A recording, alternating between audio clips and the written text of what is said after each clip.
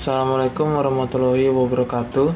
Perkenalkan, saya Haikal Martin Siahaya dari Prodi Fisika dengan NPM 19735-1607. Di sini saya akan mempresentasikan untuk tugas mata kuliah gelombang sebelum UTS dengan materi gelombang bunyi. Gelombang bunyi. Gelombang bunyi adalah gelombang longitudinal karena partikel getarnya searah dengan rambatan gelombang. Gelombang bunyi dapat menjalar di dalam benda padat, benda cair, dan benda gas. Agar bunyi yang ada dapat didengar dengan baik, maka ada beberapa syarat yang harus terpenuhi, yakni yang pertama, ada sumber bunyi yang bergetar, contoh senar gitar, speaker, lonceng, garpu tala, dan lain sebagainya. Yang kedua, ada zat perantara tempat bunyi merambat, contoh air, logam, kayu, tanah, batu, udara, gas LPG, dan sebagainya. Yang ketiga, ada alat penerima bunyi atau pendengaran, contoh telinga, hidrofon, mikrofon, dan lain-lain.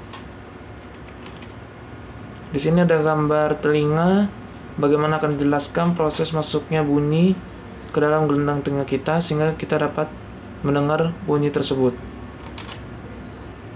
Gelombang bunyi dikumpulkan oleh cuping telinga, lalu masuk ke dalam telinga luar, menggetarkan gendang telinga melewati kanal pendengaran. Di dalam telinga tengah, getaran-getaran ini dilewatkan melalui 3 buah tulang yang diberi nama martil, landasan, dan sanggurdi. Tingkap oval dan ketiga tulang tersebut berfungsi sebagai penguat tekanan bunyi. Tekanan bunyi diperbesar kira-kira 60 kali. Tekanan bunyi dari tingkap oval kemudian diteruskan melalui cairan di dalam koklea. Getaran-getaran cairan di dalam koklea mempengaruhi beribu-ribu saraf yang mengirim isyarat ke otak kita. Otak kita lah yang mengolah isyarat tersebut dan membedakan berbagai macam bunyi. Macam-macam bunyi ada audiosonik yang pertama, yaitu dengan rentang 20 Hz sampai 20.000 Hz. Yang kedua ada infrasonik, kurang dari 20 Hz. Yang ketiga ada ultrasonik, lebih dari 20.000 Hz. Audiosonik merupakan frekuensi bunyi yang dapat didengar oleh manusia pada umumnya. Yang kedua ada infrasonik, merupakan frekuensi bunyi yang lebih rendah dari 20 Hz atau lebih rendah dari yang bisa didengar oleh manusia. Dan yang ketiga ada ultrasonik, merupakan frekuensi yang lebih tinggi dari 20.000 Hz. Beberapa hewan mampu mendengar frekuensi ini dengan baik. Contohnya, yang pertama ada anjing, hewan ini mampu mendengar sampai 40.000 Hz. Yang kedua ada kucing, mampu mendengar sampai 60.000 Hz. Yang ketiga ada lumba-lumba, mampu mendengar sampai 150.000 Hz. Macam-macam bunyi, yang pertama ada nada, yaitu bunyi yang frekuensinya teratur dan enak didengar. Misalnya bunyi alat musik, gamelan, dan nyanyian. Yang kedua, desiran, yaitu bunyi yang frekuensinya kurang teratur tetapi masih enak didengar. Misalnya bunyi aliran angin, sungai, dan air terjun. Yang ketiga, letupan, yaitu bunyi dengan frekuensi tidak teratur dan tidak enak didengar. Misalnya bunyi petasan dan ledakan. Resonansi. Resonansi adalah peristiwa ikut bergetarnya suatu benda karena ada benda lain yang bergetar di sekitarnya atau di dekatnya. Syarat resonansi yaitu benda yang ikut bergetar mempunyai frekuensi yang sama dengan benda yang bergetar mula-mula. Contohnya yaitu dawai gitar yang dipetik sehingga kotak gitar ikut bergetar. Efek Doppler. Efek Doppler menjelaskan peristiwa terjadinya perubahan frekuensi yang terdengar atau FP karena adanya gerak relatif sumber dan pendengar. Rumusnya itu sendiri yaitu FP sama dengan V plus minus VP per V plus minus VS kali Fs dengan FP yaitu frekuensi yang diterima pendengar, V kecepatan rambat bunyi di udara, VP kelajuan pendengar, VS kelajuan sumber bunyi, Fs frekuensi yang dipancarkan sumber bunyi. Di dalam VP apabila plus maka pendengar mendekati sumber, apabila 0 maka pendengar diam, apabila minus maka pendengar menjauhi sumber. Di dalam VS apabila minus maka sumber mendekati pendengar, apabila 0 maka sumber diam, apabila plus maka sumber menjauhi pendengar. Di sini ada rumus lanjutannya dengan FP sama dengan V plus VW kurang VP per V plus VW kurang VS kali Fs. dengan Fp sama dengan frekuensi yang diterima pendengar, V cepat rambat bunyi di udara, Vw kelajuan angin di udara, Vp kelajuan pendengar, Vs kelajuan sumber bunyi, Fs frekuensi dipancarkan sumber bunyi. Intensitas dan taraf intensitas. Intensitas bunyi adalah energi bunyi per satuan waktu yang menembus bidang seluas satu satuan tegak lurus arah rambat bunyi. I sama dengan energi per waktu per luas sama dengan daya bunyi per luas sama dengan watt per meter persegi. Intensitas bunyi yang terlemah dan masih dapat didengar disebut intensitas ambang atau I0. Harga I0 tergantung besar kecilnya frekuensi bunyi. Contohnya yaitu F sama dengan 1000 Hz, maka I0-nya sama dengan 10⁻12 watt per meter persegi. Taraf intensitas TI sama dengan log I kurang log I0 sama dengan log I per I0 bel. TI sama dengan log I per I0 bel sama dengan 10 log I per I0 dB. I-nya itu adalah intensitas bunyi dengan satuan watt, T-nya itu adalah taraf intensitas dengan satuan dB.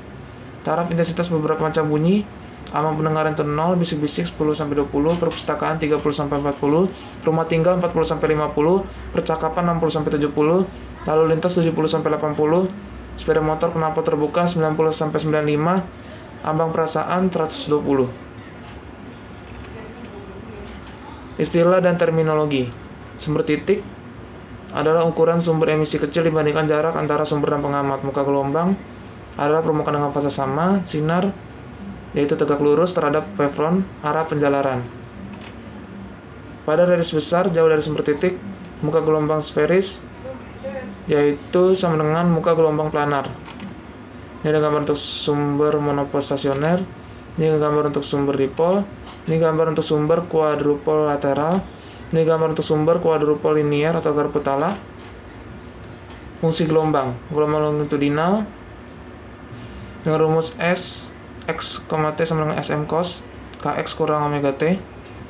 S itu adalah perpindahan dari posisi timbang. Fungsi sin dan cos identik untuk fungsi gelombang, berbeda hanya pada konstanta fase. Kita menggunakan cos untuk perpindahan. Sin theta plus 90 derajat sama dengan cos theta. Ini contoh gelombang menjalar. Amplitude tekanan delta P X, T sama dengan delta P M sin Kx kurang omega T. Delta P adalah perubahan tekanan dalam medium karena kompresi. Delta P lebih dari 0 atau ekspansi. Delta P kurang dari 0. Artinya jika delta S maksimum, delta P adalah 0. Delta P xt dan SXT berbeda fase 90 derajat. Laju gelombang bunyi longitudinal dengan rumus sebagai berikut. Selanjutnya ada skala desibel. Bagaimana mengukur kenyaringan bunyi? Level bunyi dapat berubah beberapa besaran orde. Karena itu, tingkat bunyi beta didefinisikan sebagai beta sama dengan 10 dB log I per I0. Jika I berubah jadi 10 kali, beta bertambah 1. Interferensi, jika L1 sama dengan L2 maka terjadi interferensi konstruktif. Jika tidak, kita harus pelajari situasinya. Dua gelombang identik dari dua sumber titik berbeda memiliki perbedaan fase pada sembarang titik yang bergantung pada perbedaan panjang lintasan delta L.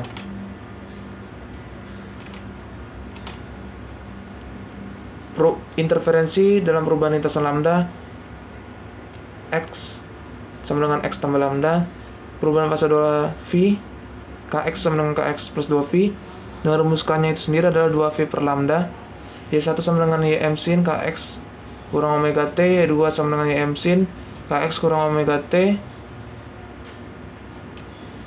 ditambah dengan beta. Berikut adalah penjelasannya tentang beta sama dengan 0 konstruktif, beta sama dengan V sama dengan destruktif. Lainnya itu adalah diantaranya. Dilanjutkan dengan rumus sebagai berikut. Dengan rumus yang sama dan rumus berikut, konstruktif delta L sama dengan M kali lambda, M-nya 0, 1, 2 dan seterusnya. Destruktif delta L sama dengan M tambah setengah kali lambda.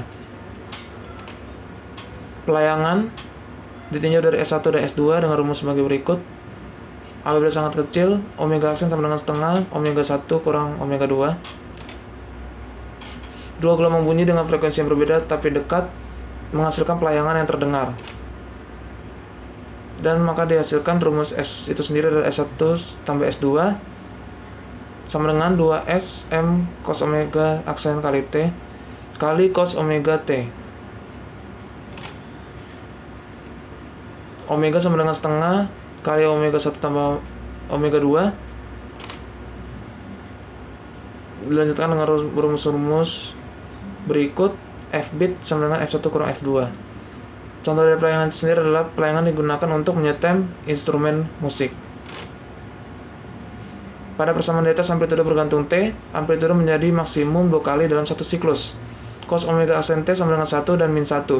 Maka disebut pelayangan. Ini gambar untuk pelayangan. Gambar untuk garpu tala. Detektor bergerak sumber diam. Frekuensi yang terdeteksi oleh telinga adalah frekuensi detektor mengintersep gelombang. Frekuensi tersebut berubah jika detektor bergerak relatif terhadap sumber. Contohnya itu adalah dua mobil bergerak dengan laju V1 dan V2. Bagi orang yang duduk di mobil 1, dia melihat laju mobil 2 relatif terhadapnya V2 kurang V1.